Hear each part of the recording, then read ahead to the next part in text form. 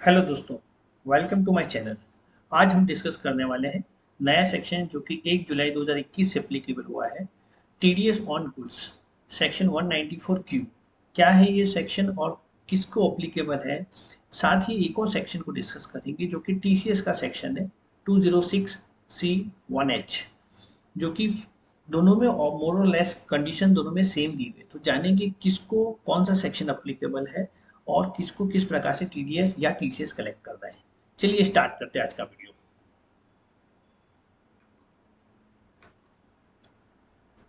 TCS TDS on goods और TCS on goods section 194 Q जो कि लास्ट बजट में गवर्नमेंट ने इंट्रोड्यूस किया गया था, वो कंडीशन ये कहता है section TDS applicable if turnover in previous year आपके केस में होगा 2021 फाइनेंशियल ईयर जो लास्ट ईयर खत्म हुआ।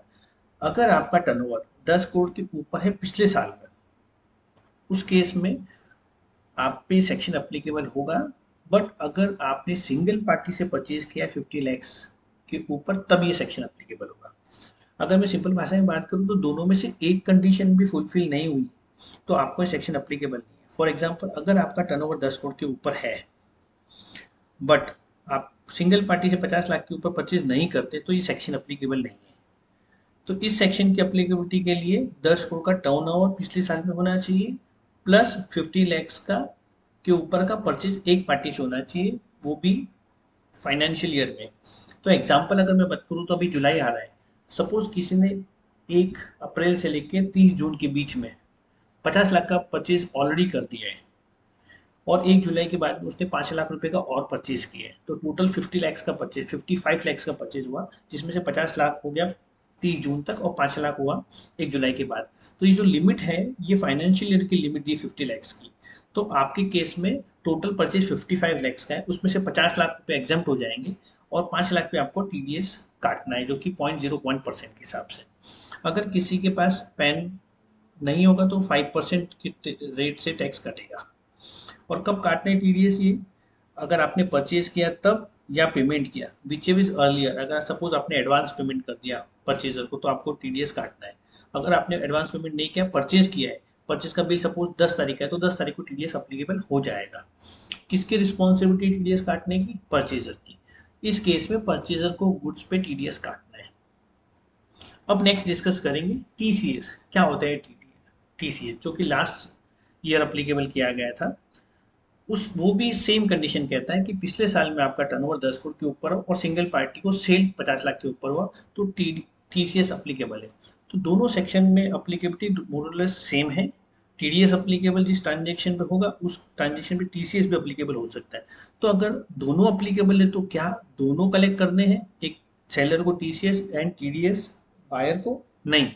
इसके लिए गवर्नमेंट ने स्पेसिफिकली टीडीएस सेक्शन में कहा है कि टीडीएस अप्लीकेबल जब जिस ट्रांजेक्शन पे होगा उस ट्रांजेक्शन पे टीसीएस अंडर सेक्शन 206 C1H जो कि टीसीएस ऑन गुड्स है वो अप्लीकेबल नहीं होगा।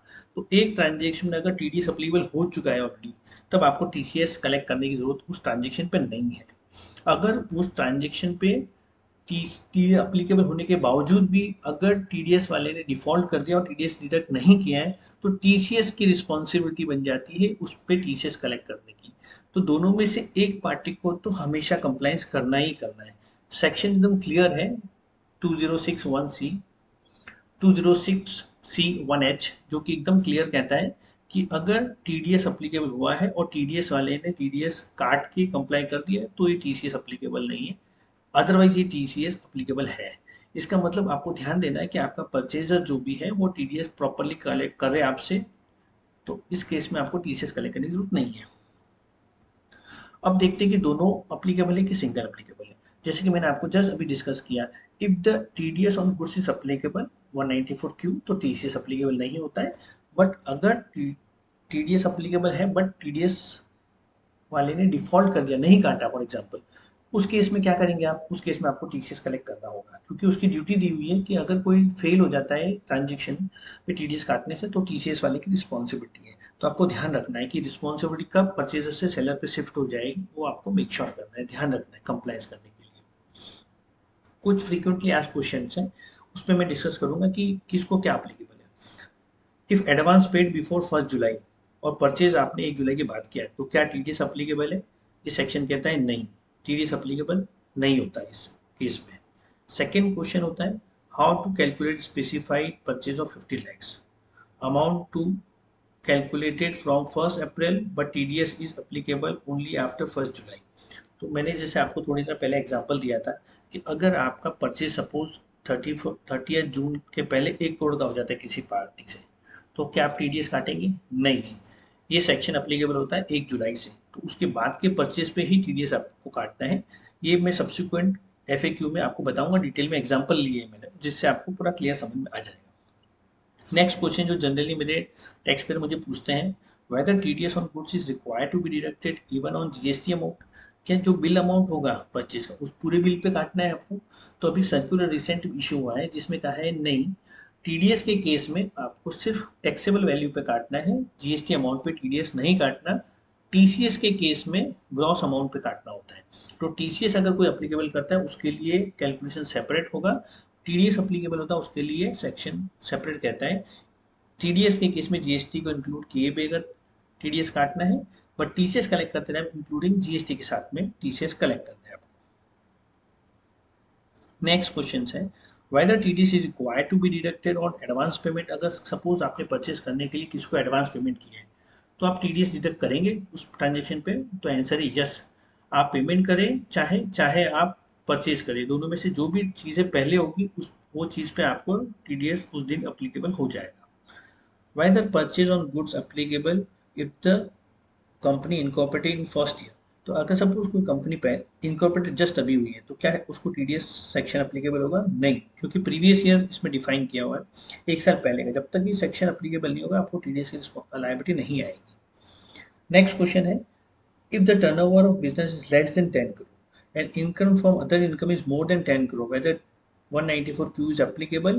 रिसेंट सर्कुलर में कहा गया है नहीं, सिर्फ और सिर्फ बिजनेस इनकम देखा जाएगा, अगर 10 करोड़ के ऊपर है तो ही ये सेक्शन अप्लीकेबल होगा, और बिजनेस इनकम को छोड़ के और कोई अदर इनकम हुई जो कि आपको 10 करोड़ के ऊपर भी क्रॉस हो रही है तो ये सेक्शन आपके लिए अप्लीकेबल नहीं होगा।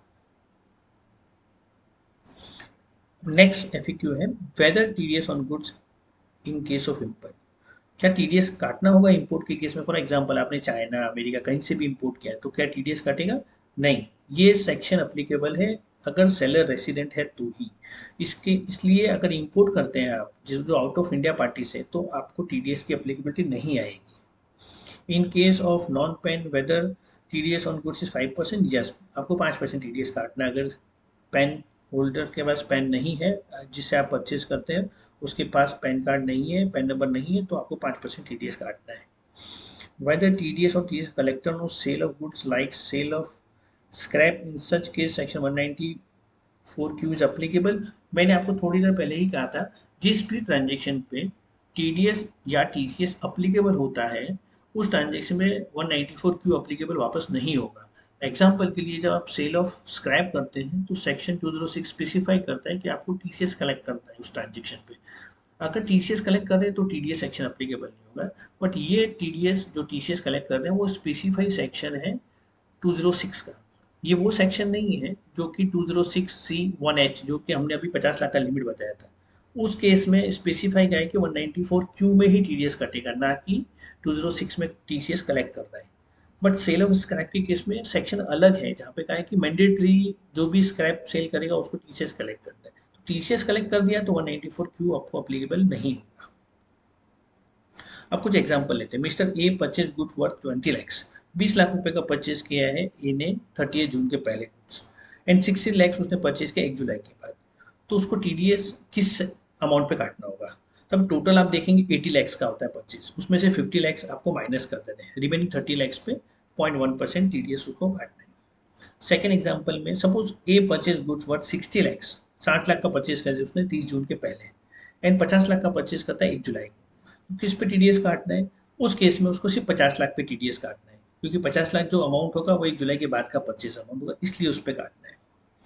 थर्ड एग्जाम्पल है if A purchase goods worth 60 lakhs on 30 जून, 30 जून के पहले उसने 50 लाख 60 लाख रुपए का परचेज कर लिया और उसके बाद 40 लाख रुपए का परचेज करता है 1 जुलाई की, तो टीडीएस किस पे कटेगा? ओनली 40 लैक्स। तो 1 जुलाई के पहले का जितना भी अमाउंट होगा परचेज का वो आपको एग्जाम्प्ट करता है, चाहे आपने उसका पेमेंट बाद में किया हो, उस केस में भी आपको अप्लीकेबल होगा नहीं ये सेक्शन। तो अगर आपने परचेजेस या पेमेंट दोनों में से कुछ भी पहले कर दिया है,